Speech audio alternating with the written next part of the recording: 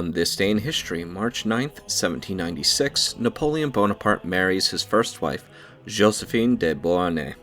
Included in the following is an excerpt from the 1944 edition of the Encyclopedia Britannica, going over the history of the Empress. Joséphine. Marie Rose Joséphine Taché de la Pagière, born 1763, died 1814, Empress of the French, was born in the island of Martinique on June 23, 1763, being the eldest of three daughters of Joseph Taché de la Pagière, lieutenant of artillery. She married in 1779 the Vicomte Alexandre Beauharnais. There were two children of the marriage, Eugene and Hortense. After a visit to her native island, Joséphine returned to Paris and made some sensation in society. As the revolution ran its course, her husband, as an ex-noble, incurred the suspicion and hostility of the Jacobins, and his ill success at the head of a French army on the Rhine led to his arrest and execution. Joséphine was left in a position of much perplexity and some hardship, but Barras and Madame Tallien assisted her, and she was one of the queens of Parisian society in the year 1795, when Napoleon Bonaparte's fame was beginning. His nomination to the command of the Army of Italy appears to have decided her to marry him. The civil marriage took place March 9, 1796, 2 days before the bridegroom set out for his command. Joséphine declined to accompany him to Nice and Italy. Bonaparte's letters to Joséphine during the campaign revealed the ardor of his love, while she rarely answered him. During his absence in Egypt in 1798 to 1799, her relations to an officer, Monsieur Charles, were most compromising, and Bonaparte on his return thought of divorcing her.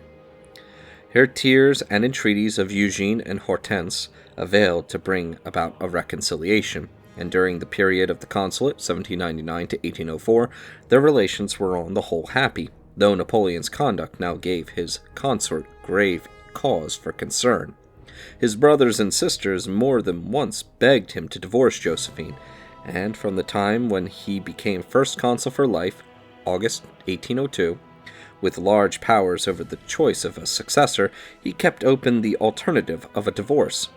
Joséphine's anxieties increased on the proclamation of the Empire, May 18, 1804, and on the 1st of December, 1804, the eve of the coronation at Notre Dame, she gained her wish that she would be married anew to Napoleon with religious rites.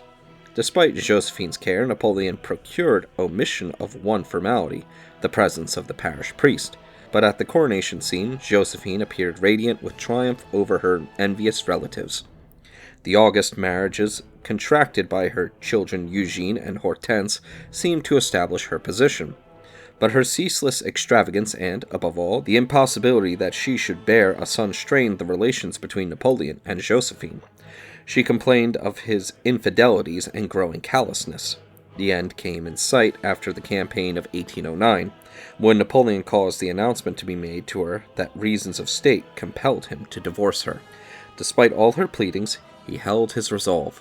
The most was made on the slight technical irregularity at the marriage ceremony of December 1, 1804, and the marriage was declared null and void. At her private retreat, La Malmaison, near Paris, which she had beautified with curios and rare plants and flowers, Joséphine closed her life in distinguished retirement.